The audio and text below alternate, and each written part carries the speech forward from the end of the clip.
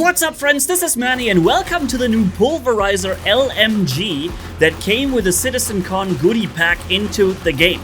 We're here on the PTU and we're testing the weapon completely. Together with the other new weapon, the Killshot AK system, an assault rifle that also came with the same goodie pack. That fires differently, obviously has less ammo. We'll see all that. This is the package in question, the Citizencon digital goodies pack right here with 2 full sets of armor, which we're also going to look at. And this is how it would look like if they all put it nicely together like this. Alright, so yeah, let's start with the Carry-On Payback medium armor, okay? This is what it looks like when you have this thing on you. We're here on Horizon, nice scenery, pretty good looking armor. It is a medium armor. This is the Wrecker Payback heavy armor that also comes with the same package. 40% protection, right, against bullet damage versus the other one having 30% as a medium armor. Also, both of them look pretty good. However, it is subject to taste because they have these bones everywhere around themselves. Same as the weapons. That is really not exactly my style, but I still think that everything fits together pretty nicely and looks overall pretty good. So we're shooting at here at the Stinger standing on the ground after it has crashed. Nice to see this red polarizing shield, by the way. Alright, so let's get into gameplay with the Pulverizer. We're here in one of those ASD facilities, and this thing has 120 shots in its magazine. That is a lot of ammo, and it also deals a ton of damage per bullet. Much more than the Fresnel LMG. However, the Fresnel LMG overheats and begins to out-damage the Pulverizer. But just from the starting, the Pulverizer will first out-damage the Fresnel LMG. A lot of kills are done very quickly here with this weapon. It is also relatively stable. I don't think you can attach a compensator to it, so you're not going to be changing much when it comes to its stability. Yeah, I also haven't tried figuring around or fiddling around with module or like attachments yet. I'm just testing the weapon in its basic form, okay? Which is also a way to compare other weapons to it. Here down on the elevator, in case you are ever in the need of having endless enemies spawn, this here is where there's basically limitless amounts of enemies. You can fire forever because every time you hit the button with the elevator, I think, it spawns new guys. So you can just kill all those 15 dudes, press the button and kill them all over again, I think. This is probably also a good way to farm if they have something that you want, which I don't know what it would be. 8 bullets left, enough for a kill. 18,000 bullets I have with me. So the ammo is not as heavy as the one from the Fresnel LMG. And also it says that the weapon is a modified version of an FS9, by the way. Okay, but it packs a lot more punch per bullet hit. The FS9 has a lot less damage per bullet, but has a higher fire rate. So that equals, or that means you're gonna have a lot more kills per magazine on the Pulverizer compared to the FS9. However, it also means the FS9 could technically out DPS the Pulverizer if every shot is perfectly on target. Could be the FS9 will have the upper hand in the time to kill, the TTK. But this weapon here is really, really well stabilized. It is pretty easy to, even at range, hit consistently on one spot. It has a little bit of a knockback, but not very much. But then again, you can't change the knockback. Whereas on an FS9, for instance, you can go and attach a tweaker Scion to compensator and basically make all recoil go away and have something with extreme damage and fire rate, and that with basically 0 recoil, almost, okay? You see how these guys are just spawning in all over the place? You just can't, they just don't stop. You can kill them all over again, all the time.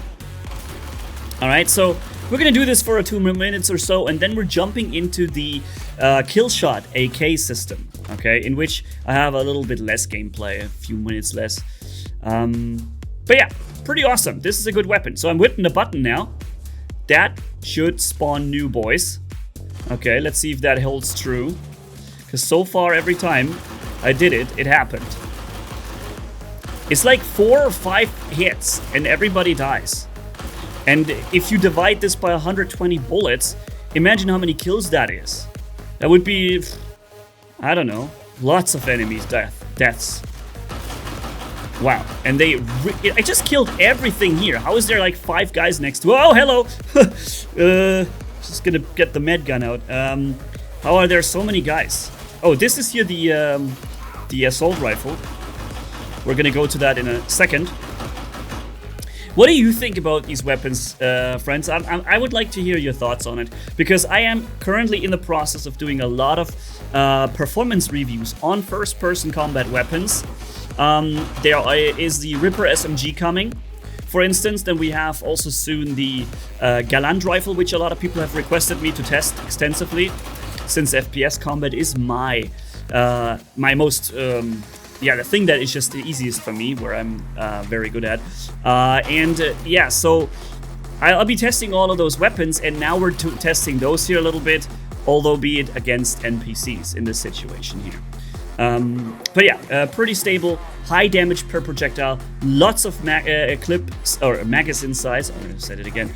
Magazine size, therefore having tons of kills per magazine, and yeah, overall great performance. I think this is a strong weapon, especially if you had like a PvP situation and there's more than 1 or 2 enemies. The fact that you can drop them and not have to worry about any reload anytime soon is actually pretty substantial.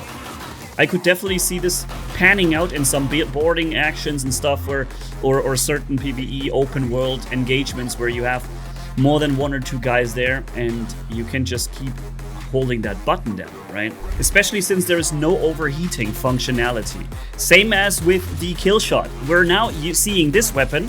It sounds much quieter. It almost sounds a little suppressed to me, but obviously it does not have a suppressor. What it does, for those who don't know, it fires in sequence a projectile and an energy shot, and then back to a projectile and an energy shot. So it alternates its... Wow. He just dropped 60% of my health with one burst. Crazy. But yeah, so it alternates its ammunition from energy to projectile, back to energy and projectile, and so on. What advantage exactly that should have? I don't know. Maybe you could argue that it prevents overheating of the weapon, because we know that energy weapons are all going to have an overheating problem, be it no matter which one it is. Fresnel already has it, and many others are going to get it as well. So if you're firing an energy handgun or whatever, it will eventually overheat. And I guess that alternating between energy and projectile makes it so that this weapon either doesn't overheat or it overheats slow. And that would be a DPS advantage overall.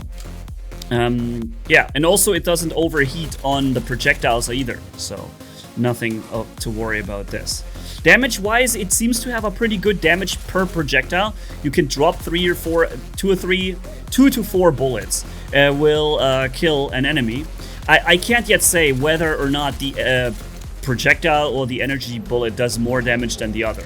I don't know that. I haven't tested it into this incredible amounts of detail, but the weapon certainly performs good. However, its fire rate is very slow. So I think we're also going to make Arena Commander matches soon, testing those weapons, so we can see it in PvP. The TTK is going to be very important to see here, because with lower fire rate, here you see ideally 3-4 bullets and the enemies get gone. If you hit that perfectly, they're done very fast. But then again, SMGs can do that very quickly. Anyways, we're at the end of this video. Let me know what you think about those weapons, and thanks for watching. Catch you in the next video, and Manni signing off.